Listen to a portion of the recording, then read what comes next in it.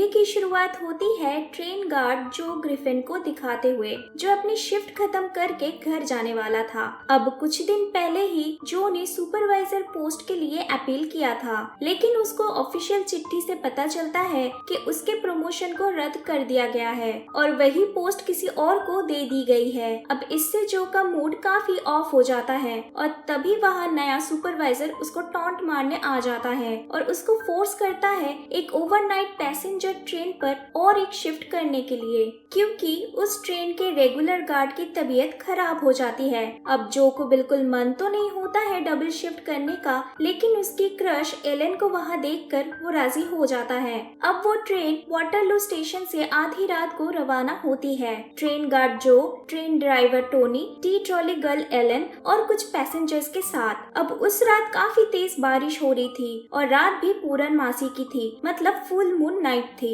अब कुछ मीलों के सफर के बाद लास्ट स्टॉपेज आने से पहले एक जंगल एरिया में उस ट्रेन की किसी चीज के साथ टक्कर हो जाती है, जिसके कारण ट्रेन ऑलमोस्ट पटरी से उतरने ही वाली थी। अब ट्रेन पलट जाती उसके पहले ड्राइवर ट्रेन को बीच जंगल में रोक देता है। अब इसके बाद ड्राइवर जब बाहर जाके चेक करता है तब उसको एक हिरन की लाश मिलती है जो कि ट्रेन के पहियों के साथ अटक गया था। जब वो उस लाश को वहाँ से निकालने की कोशिश करता है तभी अचानक से उसको अपने पीछे से कुछ आवाजें आती है और वो जैसे ही मुड़कर देखता है उस पर एक अजीब सा क्रीचर हमला कर देता है और उसको वहीं पे जिंदा खाने लगता है। अब इधर ट्रेन में तेज टक्कर की वजह से पैसेंजर सारे पैनिक हो जाते हैं। उनका सारा सामान इधर उधर बिखर जाता है और सब जो पर भड़क जाते हैं इतनी बड़ी लापरवाही के कारण। इधर ड्राइवर के मौत से अनजान जो सबको शांत करवाने की ट्राई करता है और ड्राइवर से कांटेक्ट करने की कोशिश करता है ताकि वो जान सके कि प्रॉब्लम क्या हुआ है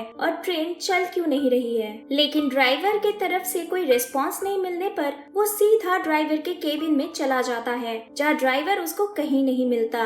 अब वो इमरजेंसी टीम को कॉल लगाता है और उनको मदद के लिए बुलाता है, लेकिन वहाँ से बताया जाता है कि तेज आंधी के कारण रेलवे ट्रैक्स पर पेड़ गिरने की वजह से उनको वहाँ आने में 4 घंटे लग जाएंगे। अब इधर सब कुछ जानने के बाद वो पैसेंजर्स और भी ज्यादा गुस्सा हो जाते हैं और वो लोग जो को ट्रेन का दरवाजा खोल देने के लिए फोर्स करने लगते हैं ताकि वो लोग चल के एटलीस्ट नजदीकी रेलवे स्टेशन तक पहुंच पाए और फिर अपने अपने घर जा सके। हालत देखते हुए जो को ना चाहते हुए भी मजबूरन दरवाजा खोलना पड़ता है और फिर केट, एड्रियन, मैथ्यू, बिली, नीना, जेड और उनकी वाइफ जेनी सारे लोग ट्रेन से उतरकर पटरियों को फॉलो करते हुए आगे चलना शुरू करते हैं। अब थोड़ी दूर जाते ही जो और एलन को जंगल में ड्राइवर की आधी खाई हुई बॉडी मिलती है। दोनों डर के सबको वापस ट्रेन पर जल्दी से जल्दी जाने के लिए कहते हैं और तभी जंगल में से भेड़ियों की आवाज भी आने लगती है। अब सब वापस ट्रेन में चढ़ते टाइम जेड और उनकी वाइफ पीछे रह जाते हैं और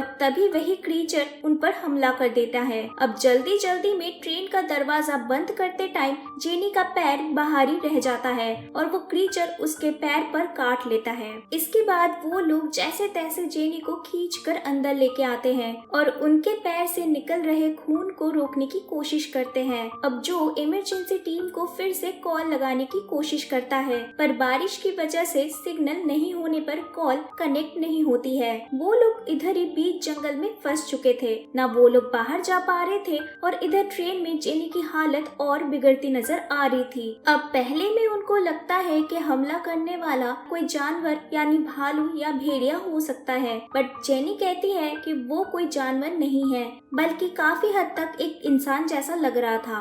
अब उन्हीं पैसेंजर्स में से एक लड़का बिली नाम का था जो कि एक इंजीनियरिंग स्टूडेंट होता है। वो जो को कहता है कि उसको ट्रेन के बारे में सब कुछ नॉलेज है कि कैसे ट्रेन को चलाना है और अगर कोई टेक्निकल इशू है तो कैसे उसको ठीक करना है।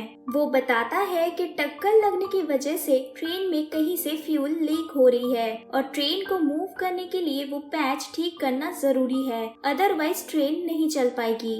अब इधर वो क्रीचर ट्रेन के अंदर घुस घुसने की कोशिश करने लगता है, लेकिन ट्रेन की मेटल बॉडी होने के कारण वो केबिन को तोड़ के घुस नहीं पा रहा होता है। अब इसी टाइम नीना की फोन रिंग होने लगती है। वो अपने मदर को सब कुछ बताने की कोशिश कर ही रही थी कि तभी वो क्रीचर विंडो को तोड़ के नीना को पकड़ के बाहर खींच लेता है। अब बाकी बचे लोग जैसे तैसे एक दूसरे केबिन में जाके वहाँ के विंडो और डोर्स को ट्रेन के मेटल सीट और ट्रेन के ही कुछ टूल्स के मदद से ब्लॉक कर देते हैं ताकि वो क्रीचर ट्रेन के अंदर आसानी से आ ना पाए। लेकिन तभी जो को रियलाइज होता है कि उनमें से एक पैसेंजर मिसिंग है उस केबिन में से। जब जो पिछले वाले केबिन में चेक करने जाता है तो उसको वो पैसेंजर बाथरूम के अंदर मिलता है। वो उसको जल्दी बाहर आने के लिए कहता है, लेकिन बाथरूम का दरवाजा तभी जैम हो जाता है और वो क्रीचर भी वहाँ आ जाता है और ट्रेन के छत को तोड़कर वो बाथरूम के अंदर घुस जाता है और उस पैसेंजर को मार के उन बैरिकेड्स को भी तोड़ के पैसेंजर वाली केबिन में घुस आता है। वो क्रीचर जो पर हमला करने ही वाला था, लेकिन सब लोग जैसे तैसे मैनेज करके एक साथ मिलके उस क्रीचर को मार डालते हैं। अब इसी दौरान मैथ्यू इस क्रीचर को पहचान लेता है। वो बताता है कि ये एक इंसान और एक भेड़िए के बीच का कोई हाइब्रिड जीव है। उनको उस वेयरवुल्फ के हाथ से एक रिंग भी मिलती है, जिससे एड्रियन बताता है कि ये वेयरवुल्फ पहले उन्हीं के जैसे इंसान था, फिर बाद में किसी और एक वेयरवुल्फ के काटने से वो इंसान भी वेयरवुल्फ में बदल गया है। अब इधर मूवी में इन वेयरवुल्फ्स के ओरिजिन को लेके कुछ नहीं बताया गया है, लेकिन जेड तब एक कहानी सुनाता है